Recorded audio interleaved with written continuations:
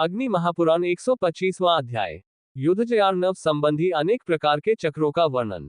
शंकर जी ने कहा, ओम ह्री कर्णमोटनी बहुरूपे बहुदष्ट्रहु फट ओम ह ओम ग्रस ग्रस कृंत कृंत अच्छक अच्छकहु फट नमः। इस मंत्र का नाम कर्णमूर्ति महाविद्या है। ये सभी वर्णों में रक्षा करने वाली है। इस मंत्र को केवल पढ़ने से ही मनुष्य क्रोधाविष्ट हो जाता है तथा उसके नेत्र लाल हो जाते हैं। यह मंत्र मारण, पातन, मोहन एवं उच्चाटन में उपयुक्त होता है। अब स्वरोदय के साथ 5 प्रकार के वायु का स्थान तथा उसका प्रयोजन कहता हूं। नाभ से लेकर हृदय तक जो वायु का संचार होता रहता है उसको मारुत चक्र कहते हैं। जप तथा होम कार्य में लगा हुआ क्रोधी साधक उससे संग्राम आदि कार्यों में उच्चाटन कर्म करता है। कान से लेकर नेत्र तक जो वायु है उससे प्रभेदन कार्य करे एवं हृदय से गुदामार्ग तक जो वायु है उससे ज्वरदाह तथा शत्रुओं का मारण कार्य करना चाहिए। इसी वायु का नाम वायु चक्र है। हृदय से लेकर कंठ तक जो वायु है उसका नाम रस है। इसे ही रस चक्र कहते हैं। उससे शांति का प्रयोग किया जाता है तथा पौष्टिक रस के समान उसका गुण है। भौह से लेकर नासिका के अग्रभाग तक जो वायु है उसका नाम दिव्य है। इसे ही तेजस चक्र कहते हैं। गंध इसका गुण है तथा इससे स्तंभन और आकर्षण कार्य होता है। नासिकाग्र में मन को स्थिर करके साधक निस्संदेह स्तंभन तथा कीलन कर्म करता है। उपर्युक्त वायु चक्र में चंड, घंटा, कराली, सुमुखी, दुर्मुखी, रेवती, प्रथमा तथा घोड़ा इन शक्तियों का अर्चन करना चाहिए। उच्चाटन करने वाली शक्तियां तेजस चक्र में रहती हैं। सौम्या, भीषणी, देवी, जया, विजया, अजिता, अपराजिता, महाकोटि, महारौद्री, शुष्कया, प्राणहरा ये 11 शक्तियां रस चक्र में रहती हैं। विरूपाक्षी, परा, दिव्या, 11 आकाश मातृकाएं, संहारी, जातहारी, दष्ट्राला, शुष्करेवती, पिपीलिका, पुष्टिहरा, महापुष्टि, प्रवर्धना, भद्राकाली, सुभद्रा, भद्रभीमा, सुभद्रिका, स्थिरा, निष्ठुरा, दिव्या, निष्कंपा, गदिनी और रेवती ये 32 मातृकाएं कहे हुए। चारों चक्रों मारुत, वायु, रस, दिव्य में 8-8 के क्रम से स्थित रहती हैं। सूर्य तथा चंद्रमा एक ही हैं तथा उनकी शक्तियां भी भूतभेद से एक ही हैं। जैसे भूतल पर नदी के जल की स्थानभेद से तीरथ संज्ञा हो जाती है, शरीर के अस्थिपंज में रहने वाला एक ही प्राण कई मंडलों चक्रों से विभक्त हो जाता है। जैसे वाम तथा दक्षिण अंग के योग से वही वायु 10 प्रकार का हो जाता है, वैसे ही वही वायु तत्वरूपी वस्त्र में छिपकर विचित्र बिंदुरूपी मुंड के द्वारा कपाल रूपी ब्रह्मांड के अमृत का पान करता है। अब पंचवर के बल से जिस प्रकार युद्ध में विजय होती है उसे सुनो। अ आ क च ट त प य श ये प्रथम वर्ग कहा गया है। ई ख छ ठ थ फ र श ये द्वितीय वर्ग है। उ ग ज ड द ब ल स ये तृतीय वर्ग है।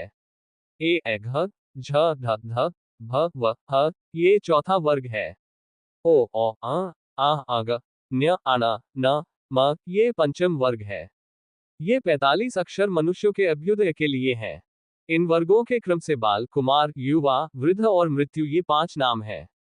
अब तिथि, वार और नक्षत्रों के योग से काल ज्ञान का वर्णन करते हैं। आत्मपीड़, शोषक, उदासीन ये 3 प्रकार के काल होते हैं। मंगलवार को प्रतिपदा तिथि तथा कृत्तिका नक्षत्र हो तो वे प्राणी के लिए लाभदायक होते हैं। मंगलवार को षष्ठी तिथि तथा मघा नक्षत्र हो तो पीड़ाकारक होते हैं। मंगलवार को एकादशी तिथि और आर्द्रा नक्षत्र हो तो वे मृत्युदायक होते हैं। बुधवार द्वितीया तिथि तथा मघा नक्षत्र का योग एवं बुधवार सप्तमी तिथि और आर्द्रा नक्षत्र का योग लाभदायक होते हैं। बुधवार और भरणी नक्षत्र का योग हानिकारक होता है। इसी प्रकार बुधवार तथा श्रवण नक्षत्र के योग में काला योग होता है।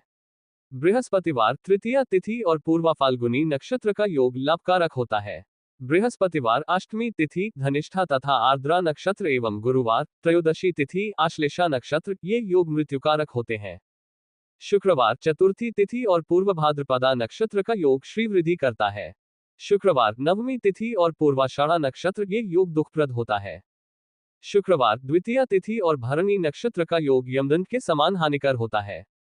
शनिवार पंचमी तिथि और कृत्तिका नक्षत्र का योग लाभ के लिए कहा गया है।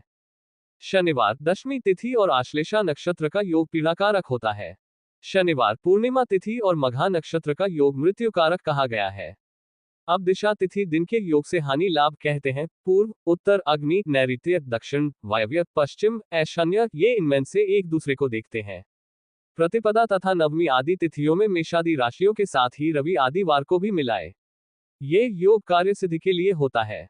जैसे पूर्व दिशा प्रतिपदा तिथि मेष लग्न रविवार, ये योग पूर्व दिशा के लिए युद्ध आदि कार्यों में सिद्धिदायक होता है। ऐसे और भी समझाने चाहिए। मेष से 4 राशियां अर्थात मेष, वृष, मिथुन, कर्क एवं कुंभ ये लग्न पूर्ण विजय के लिए होते हैं। शेष राशियां मृत्यु के लिए होती हैं। सूर्यादि ग्रह तथा रिक्ता, पूर्णा आदि तिथियों का इसी तरह क्रमशः न्यास करना बाह्य, जैसा कि पहले दिशाओं के साथ कहा गया है। सूर्य के संबंध से युद्ध में कोई उत्तम फल नहीं होता। सोम का संबंध संधि के लिए होता है। मंगल के संबंध से कलह होता है। बुध के संबंध से संग्राम करने से अभीष्ट साधन की प्राप्ति होती है। गुरु के संबंध से विजय लाभ होता है। शुक्र के संबंध से अभीष्ट सिद्ध होता है एवं शनि के संबंध से युद्ध में पराजय होती है। पिंगला पक्षी चक्र से शुभाशुभ कहते हैं। एक पक्षी का आकार लिखकर उसके मुख, नेत्र, ललाट, सिर, हस्त, कुक्षी, चरण तथा पंख में सूर्य के नक्षत्र से 3-3 नक्षत्र लिखे। पैर वाले 3 नक्षत्रों में रण करने से मृत्यु होती है तथा पंख वाले 3 नक्षत्रों में धन का नाश होता है। मुख वाले 3 नक्षत्रों में पीड़ा होती है और सिर वाले 3 नक्षत्रों में कार्य का नाश होता है। कुक्ष वाले 3 नक्षत्रों में रण करने से उत्तम फल होता है। अब राहु चक्र कहते हैं पूर्व से नैऋत्य कोण तक, नैऋत्य कोण से उत्तर दिशा तक, उत्तर दिशा से अग्निकोण तक, अग्निकोण से पश्चिम तक, पश्चिम से ईशान तक, ईशान से दक्षिण तक, दक्षिण से वायव्य कोण तक, वायव्य कोण से उत्तर तक 4-4 दंड तक राहु का भ्रमण होता है। राहु को पृष्ठ की ओर रखकर रण करना विजयप्रद होता है तथा राहु के सम्मुख रहने से मृत्यु हो जाती है। प्रिय, मैं तुमसे अब तिथि राहु का वर्णन करता हूँ। पूर्णिमा के बाद कृष्ण पक्ष की प्रतिपदा से अग्निकोण से लेकर ईशान कोण तक अर्थात कृष्ण पक्ष की अष्टमी तिथि तक राहु पूर्व दिशा में रहता है। उसमें युद्ध करने से जय होती है। इसी तरह ईशान से अग्निकोण तक और नैऋत्य कोण से वायव्य कोण तक राहु का भ्रमण होता रहता है। मेषादि राशियों को पूर्वादि दिशा में रखना चाहिए।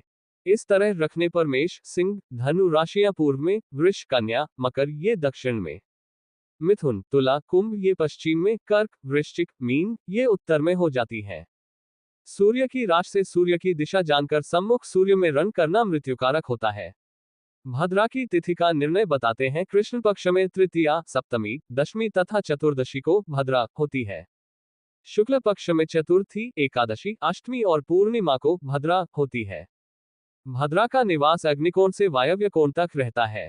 अ, क, च, ट, त, प, य, श ये 8 वर्ग होते हैं, जिनके स्वामी क्रम से सूर्य, चंद्रमा, मंगल, बुध, बृहस्पति, शुक्र, शनि, राहु ग्रह होते हैं।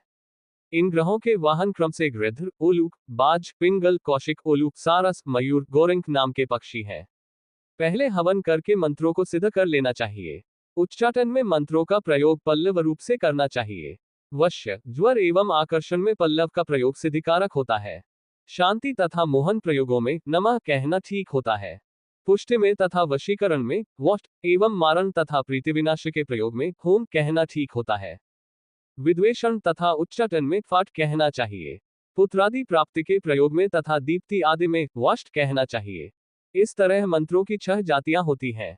अब हर तरह से रक्षा करने वाली औषधियों का वर्णन करूंगा। महाकाली, चंडी, वाराही, वाराहीकंद, ईश्वरी, सुदर्शन, इंद्राणी, सिंधुवार इनको शरीर में धारण करने से ये धारक की रक्षा करती हैं।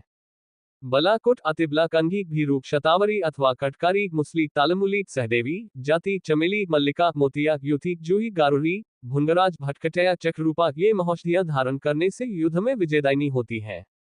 महादेवी, ग्रहण लगने पर पूर्वोक्त औषधियों का उखाड़ना शुभदायक होता है। हाथी की सर्वार्ग संपन्न मिट्टी की मूर्ति बनाकर उसके पैर के नीचे शत्रु के स्वरूप को रखकर स्तंभन प्रयोग करना चाहिए।